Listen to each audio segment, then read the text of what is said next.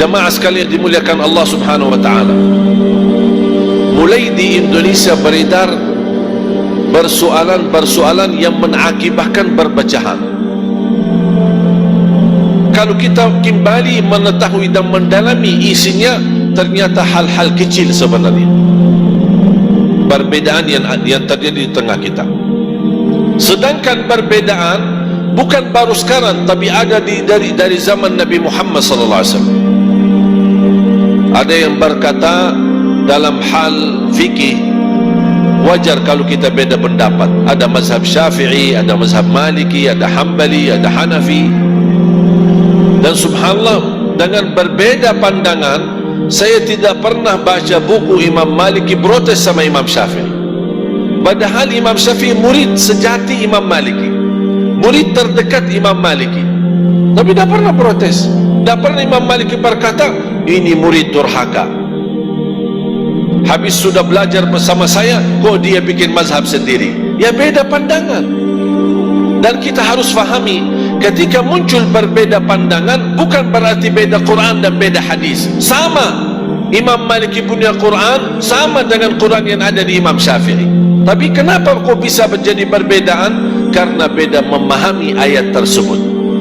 Dan ini justru menunjukkan perbedaan di dalam agama kita adalah menunjukkan betapa luas ilmu agama dan betapa ilmu agama sangat kaya dengan ilmu pemahaman.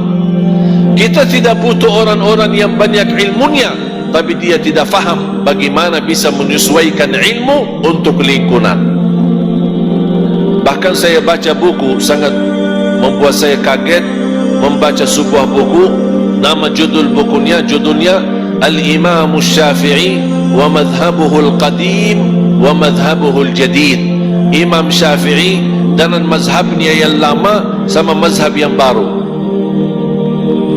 Dari judulnya saja kaget, kok tak konsisten Imam Syafi'i? So ada yang lama, ada yang baru, kok ganti-ganti? Ternyata ketika beliau hidup di Mesir beda dengan lingkungan hidup di Irak, makanya beda pendapat. Dia bisa, saking besar ilmunya, cerdas Imam Syafi'i, dia bisa menyesuaikan agama sesuai kebutuhan masyarakat di tempat tertentu. Dan saya yakin kalau Imam Syafi'i masih hidup sampai sekarang, datang ke Indonesia, ada mazhab yang ketiga yang cocok dengan orang Indonesia. Karena Islam ini tidak, sejarah prinsip tidak berubah, tapi sejarah hukum bisa berubah sesuai keadaan tertentu. Misal kunut Rasulullah SAW mengamalkan kunut sekian lama, kemudian habis itu tinggalkan. Makanya ulama ada yang pendapat kunut boleh, ada yang bilang tidak boleh karena Rasul tinggalkan. Imam Hasan al-Basri ketika ditanya kunut, dia menjawab dilakukan baik, tidak dilakukan baik, selesai masalah. Jangan fanatik terhadap pendapat kita. Dan ingat ada satu kaidah Imam Syafi'i berkata, ra'yi sawabun yahtamilul khata' wa ra'yu ghairi khata'un yahtamilul sawab. Pendapatku benar bisa jadi salah, pendapat orang lain salah bisa jadi benar. Dan alhamdulillah kebenaran itu sesuai fitrah kita, tidak akan tersesat dari fitrah. Kalau fitrah pasti menunjukkan kepada kebenaran. Dan kita selalu di posisi ketika belajar bukan ingin tahu siapa yang benar, siapa yang salah, tapi saya ingin belajar supaya saya bisa mendekatkan diri kepada Allah Subhanahu wa ta'ala. Tapi jangan niatnya aku mau belajar supaya tahu mana yang benar, mana yang salah. Itu sudah salah niat.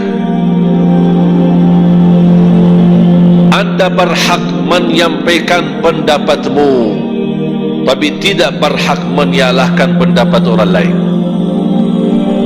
Anda boleh sampaikan pendapat saya ini bid'ah, tidak boleh, sudah selesai, cukup menyampaikan pendapat. Tapi tidak berhak menggantungkan bid'ah itu terhadap orang-orang yang melakukannya, seolah-olah mereka ini kalian sesat dan kalian bakal dihisab oleh Allah, kalian bakal masuk neraka. Itu bukan hakmu. Jadi anda sampaikan pendapat, ini benar, boleh. Ini boleh, tidak boleh. Ini sunnah, ini bid'ah. Sampaikan hanya pendapatmu, tapi jangan mengganggu perasaan orang lain, menyakiti orang lain dengan bahasa yang tidak benar. Hati-hati.